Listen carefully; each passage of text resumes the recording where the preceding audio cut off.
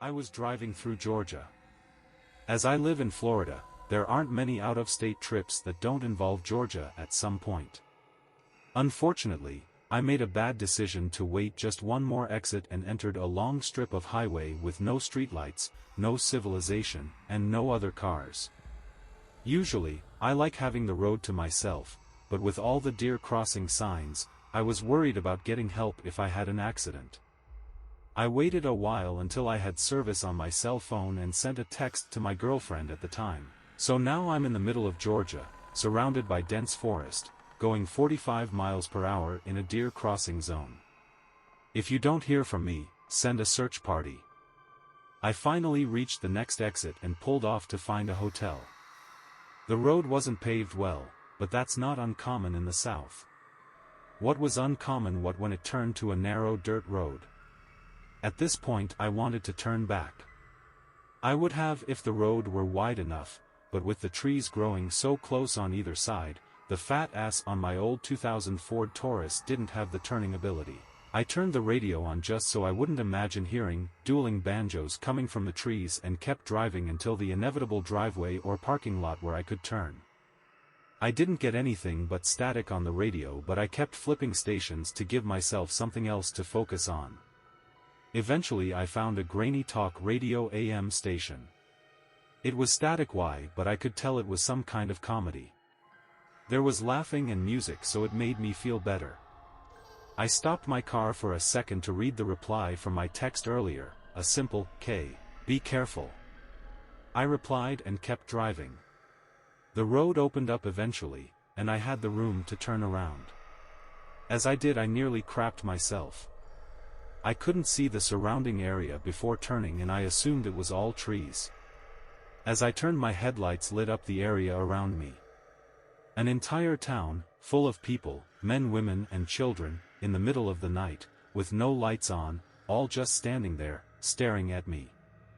I actually screamed, and floored it, making it back to the main road in what seemed like seconds. I have no idea what happened. I have not been able to figure out where I was on a map, and I know I didn't dream the whole thing because I checked my phone messages and the times add up. That place, wherever it was, is the scariest place I have ever been. My town has an entire campus of abandoned mental asylums and schools for the mentally disabled. They shut them down due to the absolutely awful mistreatment and quality of life for the patients. There are underground tunnels connecting a lot of the buildings. I think a few people actually disappeared down there. I've been inside the theater, and its basement. Never thought I'd see blood on the walls of a basement of a theater. When you get near the asylum, your gut literally tells you not to get closer.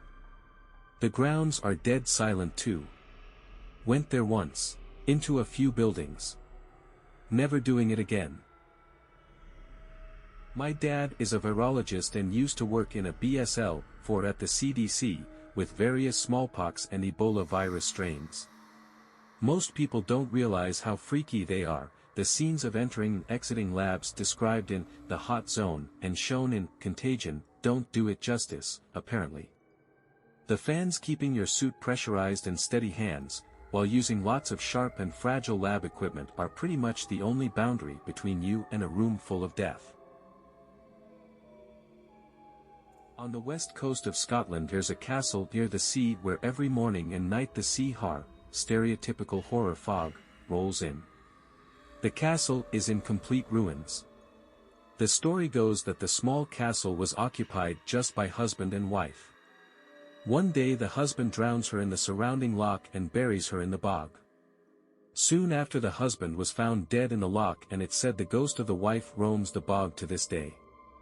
I went to go visit this place and I decided the preset dirt path was boring and sore on my feet, so I walked across the bog. After a couple minutes I hear a gentle female voice echoing all around me, a long soothing shush, but to me it was anything but soothing.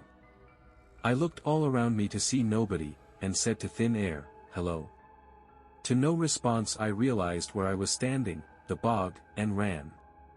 I hope this is just speakers for a tourist attraction to keep up the myth of the ghost wife, or I'm at least just going insane. If not, there's going to be heck to pay when I die. That scared the crap out of me,